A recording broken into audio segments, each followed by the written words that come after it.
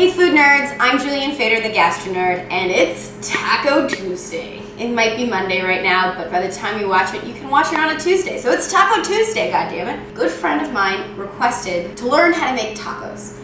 I personally had never made tacos before, but I thought, how hard could it be? Well, not really that hard. We are going to make Chipotle chicken tacos.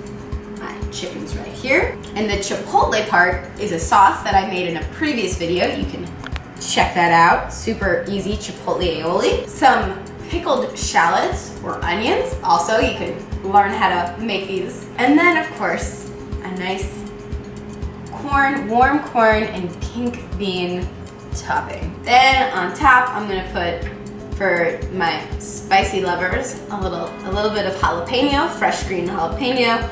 And then of course, queso fresco, which just means fresh cheese. It's a type of Mexican cheese. It's just a very white, neutral cheese. If you don't have this in your house, you can also use like a cheddar.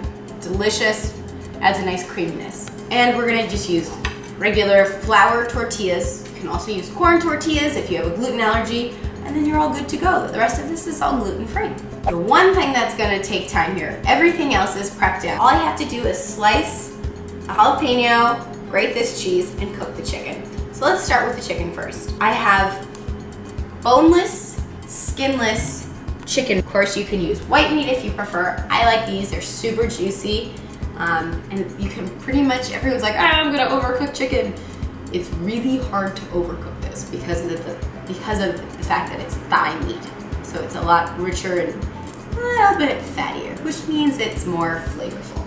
I'm gonna go right to the pan. I'm gonna sear this first, then I'm gonna cut it up and then toss it and cook it again with my chipotle. So to sear this chicken, I first want a super high heat. So blast that heat on your stove, let your pan get super hot. Meanwhile, my chicken is nice and patted really dry. To get a nice sear on anything, you need it to be really dry. Any meat, any vegetable, dry. It's so important. Also, it is much safer because we're gonna be using some canola oil. Oil and water are enemies. It is crucial that you have the driest possible protein, vegetable, you name it, whenever you're cooking or sauteing. It'll prevent that splatter that everyone's scared of in the kitchen. With my meat, I'm going to season it first before it goes into the pan. I have kosher salt, so just give a nice generous season. I'm gonna flip these over. Remember, whenever you're dealing with raw chicken, you can use gloves. But if you touch it, wash your hands super well. And remember, I always generally like to keep a chicken hand and a non-chicken hand. That way I can touch things with my non-chicken hand and it's safe. And meanwhile, I can go back and touch my chicken with my chicken hand. So this is canola oil. It is a super neutral oil, not very expensive. And so it's really great when you're really just either frying or doing a saute when you don't care. You don't want the olive oil flavor there. So I'm gonna get that, let's get nice and hot. And I have tongs, these are great. These are OXO tongs. These are super great for when you're dealing with meat, especially this chicken. So here I go into the pan. Nice sear.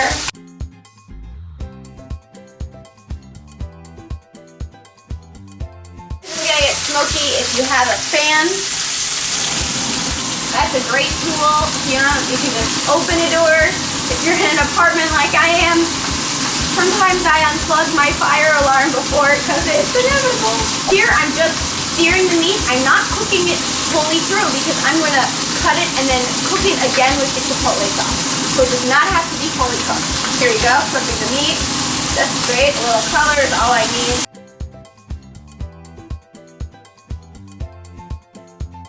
It is not fully cooked. So do not eat this. Give a little piece like that, it's probably cooked. I'm gonna let this cool down just a little bit because I'm gonna cut it and it's really hot. And I'll let it rest a little bit. I'm letting my chicken cool just for about a minute or two. It's gonna rest a little. And also, if you just wanna eat this chicken as is, you're not gonna cook it with another sauce, all you need is about another 2 to 3 minutes on each side, not even. But while that's cooling off, I'm gonna grate my cheese. I have a box grater here. I'm just gonna go, and this is super soft, and it goes in 2 seconds. And here we go, my little grated cheese.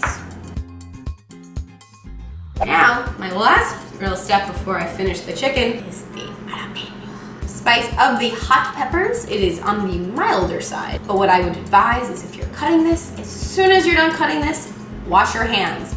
Because if you forget and then you touch your eye, you are in for a world of pain. It is not pleasant. I'm just gonna cut this super thin. Also, most of the heat from jalapeno, like any spicy thing, comes from the seeds. So when you take those out, it's gonna definitely mild out. It is a capsicum. That's the name for that heat level. And when it starts to get seedier up top, you can just kind of use the tip of your knife and just clean it out, like any pepper. Another trick, if you don't want whole slices like this, but you want just the outer parts, you can just cut around like this, and then all the middle parts with the seeds are right there. Now I'm gonna cut up my chicken. Still hot, but it's not too hot. So I'm just gonna slice this. Remember, these are going into tacos. So you can see it's still raw. And just another minute of high heat in the pan and it's gonna be good to go. I like to always sear the chicken first. One, because it's harder to cook and it gets super messy if you have the sauce initially. And two, I like to slice it before I put on the sauce so it really coats the chicken into every last inch. So for my last two steps for my tacos, I'm going to give a quick little, just a little color, a little toast to my tortillas. This is really easy to do. Just heat up a pan. I'm using the same old pan that I was using for the chicken. And on a nice high heat, and you'll see, it's about 15 seconds on each side. You don't have to do this step, it just makes it warm and it gives a little bit of a crunch to the tortilla.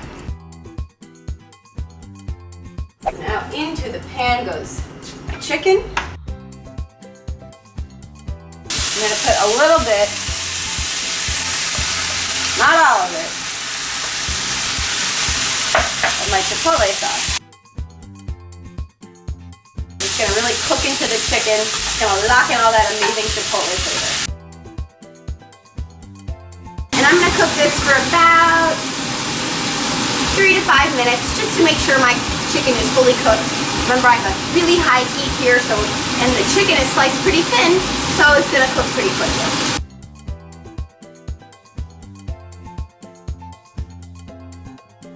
So now for my favorite part, assembly, and then of course eating.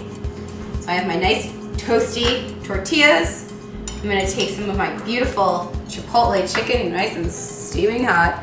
You can load this up as full as you like it. Mind you, I'm gonna put a bunch of other stuff in here too. I love these, so I'm gonna go nice and heavy on my corn and my beans. A little bit of my pickled shallots. A little extra drizzle. Mind you, there's sauce in there, but a little extra drizzle of chipotle, a little bit, and then cheese. Gotta have lots of cheese. That is my beautiful taco. Now to see if I can fold this up without making a total mess. I'm gonna make a total mess, it's fine.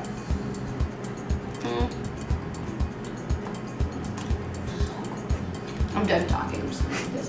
What's also great is all these things I can store in a little Tupperware in a container, and I can have this for dinner. It's great the next day, and I can grab and go as I please. Thanks for watching The Gastronerd. I'm Julianne Fader. If you haven't subscribed to my YouTube channel yet, please do by clicking this little button somewhere in this vicinity, and stay tuned for more very delicious nerdiness.